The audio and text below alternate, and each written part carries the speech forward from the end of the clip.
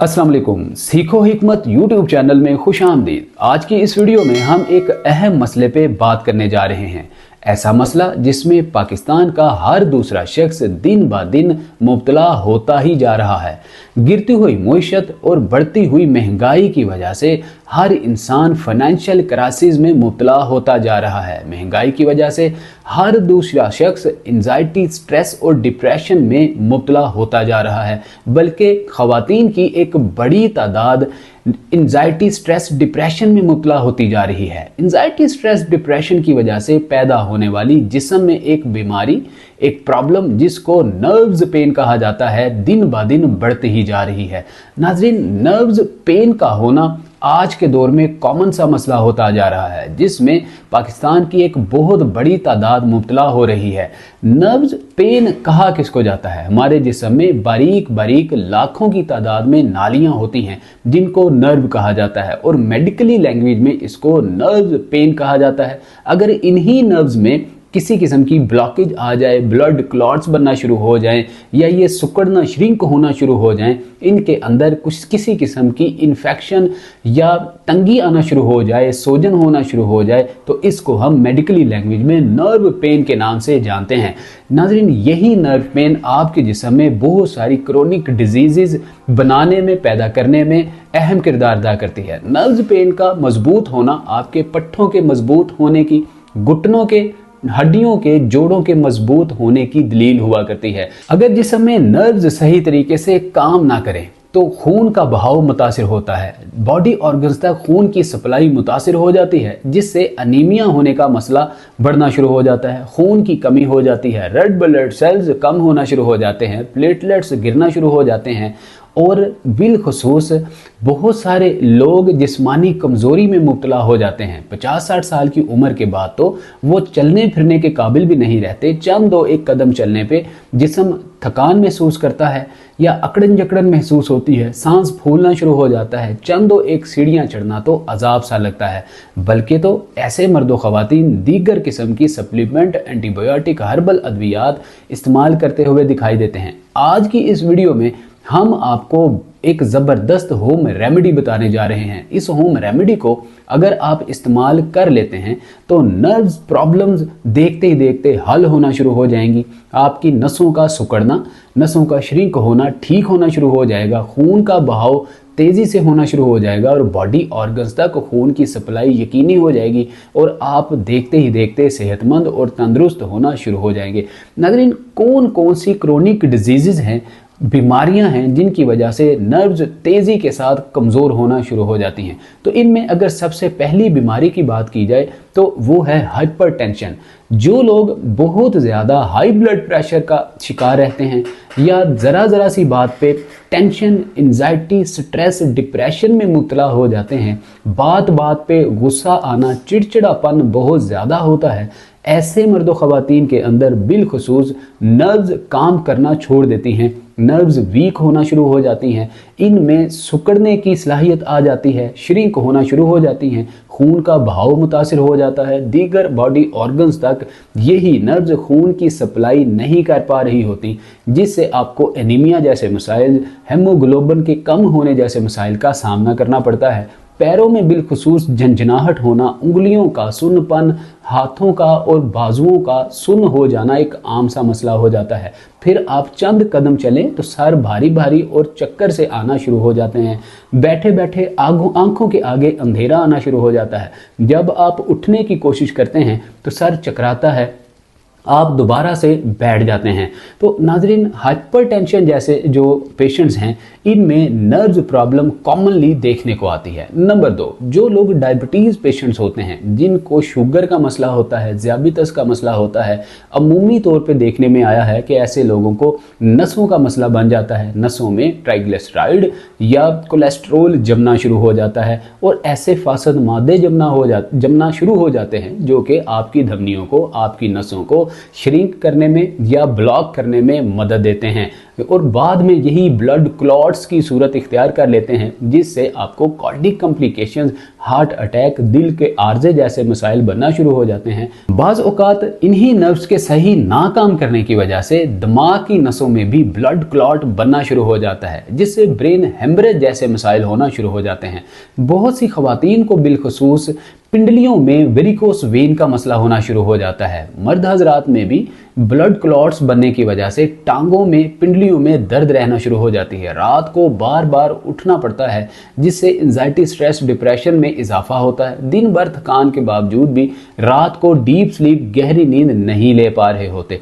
नाज़रीन, यही वो नर्व्स हैं जिनके सिकुड़ने की वजह से, सही काम ना करने की वजह से आपके दिमाग में डोपामिन या सेरोटोनिन जैसे जो हार्मोन्स हैं वो प्रोड्यूस नहीं होते, बनते नहीं हैं, उनकी अफजाइश नहीं होती, जिसकी वजह से आपको हैप्पीनेस प्रोवाइड करने वाले, खुशी मुहैया करने वाले सेल्स बन ही नहीं पा रहे होते, जिसकी वजह से आपके लिए एंजाइटी, स्ट्रेस, डिप्रेशन का बायस बनते हैं। नसों को तंदुरुस्त और सेहतमंद रखने के लिए दीगर नुस्खाजात के साथ साथ आपको एक्सरसाइजेज भी ज़रूर करना होती हैं, क्योंकि एक्सरसाइजेज का ना होना एक ऐसी कॉमन प्रॉब्लम है जो आज हमारे पाकिस्तान के मुआशरे में फैलती ही जा रही है। लोग तरह तरह की स्टीरॉयड, एंटीबायोटिक, सप्लीमेंट्री अद्वियात का सहारा लेना आसान समझते हैं, लेकिन फिजिकली एक्टिविटीज़ को बहुत मुश्किल काम महसूस करते हैं। हालांकि यही एक्सरसाइज, दिन भर की एक्टिविटीज़ में से चंद मिनट निकाल के वॉक करने से आप अपनी नसों को मजबूत बना सकते हैं और लंबे अरसे तक सेहतमंद और तंदुरुस्त रह सकते हैं।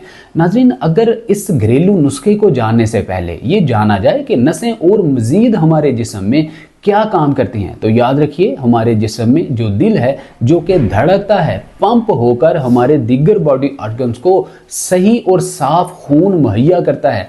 यही वो दिल है जो हमारे जिस्म के ऊपर वाले हिस्से में, सीने के अंदर लगा हुआ होता है। अगर इसमें फॉल्ट पड़ जाए तो आपको हार्ट अटैक या दिल का दौरा पड़ने का मसला हो सकता है। जीने के लिए, जिंदा रहने के लिए इस दिल का मजबूत होना बहुत ज़्यादा ज़रूरी होता है। नाज़रीन, नर्व्स का एक काम इस दिल को सही खून सप्लाई करना भी होता है। अगर नर्व सिकुड़ना शुरू हो जाएं, नर्व्स में cholesterol, bad cholesterol, LDLs, low density lipoprotein जमना शुरू हो जाए, या इसके साथ बहुत सारे फासद मादे इस नर्व्स या नसों के अंदर वॉल बनाना शुरू कर दें, हार्ड एंड थिक कर दें, तो खून की सप्लाई सही तरीके से इस दिल को नहीं हो पाती, जिससे दिल को पंप होने में बहुत ज़्यादा जोर लगाना पड़ता है और दिक्कत महसूस होती है, जिससे हमें एंजाइटी, स्ट्रेस, डिप्रेशन में तो इजाफा होता ही है, लेकिन इसके साथ खून बहुत ज़्यादा गाढ़ा, हार्ड एंड थिक होना शुरू हो जाता है, जिससे हमारे जिस्म के अंदर बहुत सारे बैड कोलेस्ट्रोल में इजाफा होता है,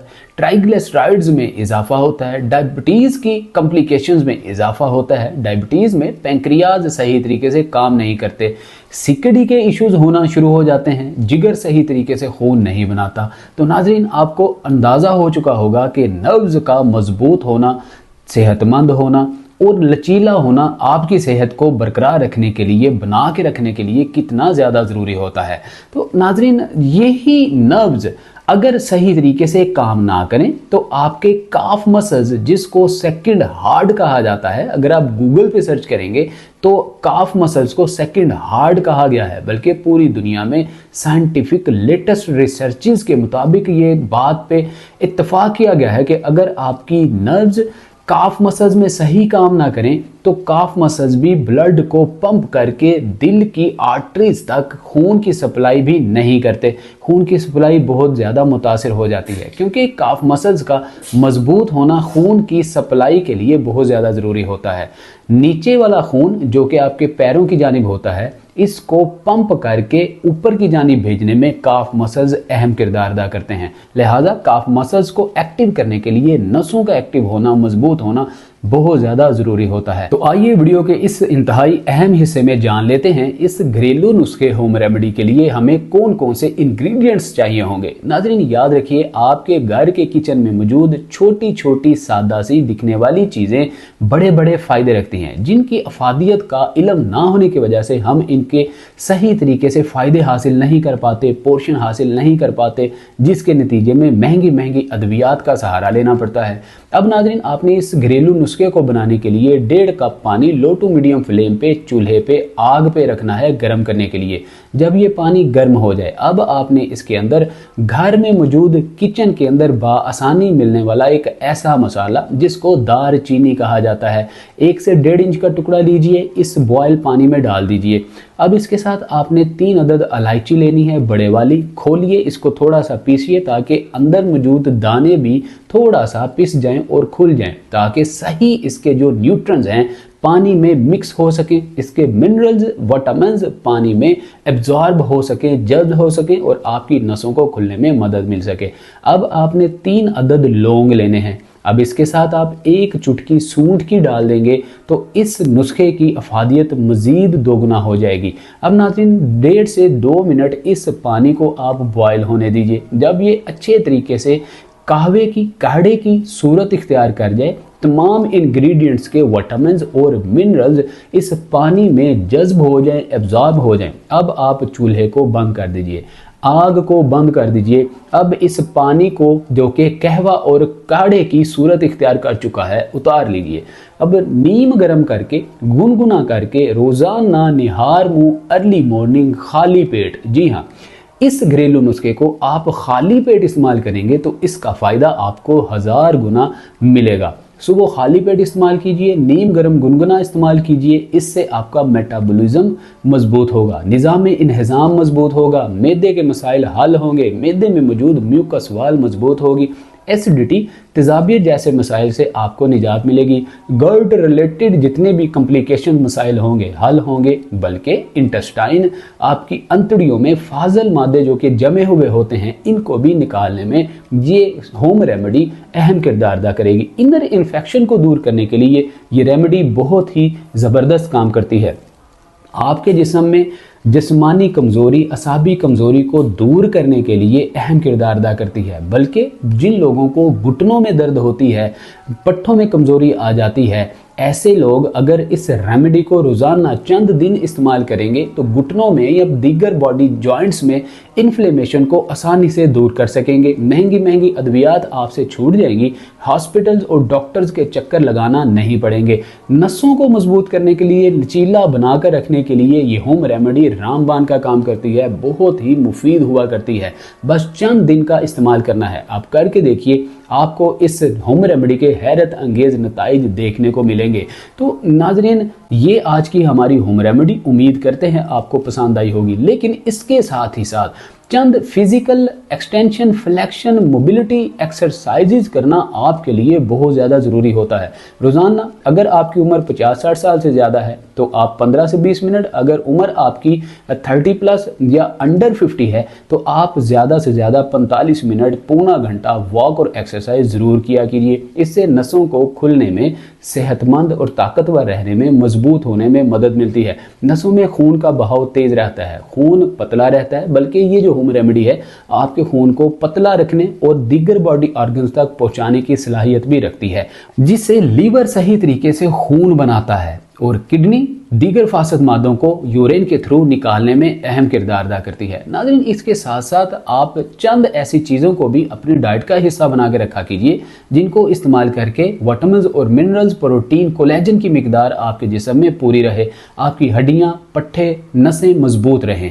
नाज़रीन, इसमें चिया सीड हो, फ्लैक्स सीड हो, अलसी के बीज हो, या इसके अलावा पंपकिन सीड हो या सेसमे सीड हो, जिनको हम काले या सफ़ेद तिल कहते हैं, अपनी डाइट का ज़रूर हिस्सा बना के रखा कीजिए। इनमें भी वाफर मिकदार में विटामिन और मिनरल्स पाए जाते हैं।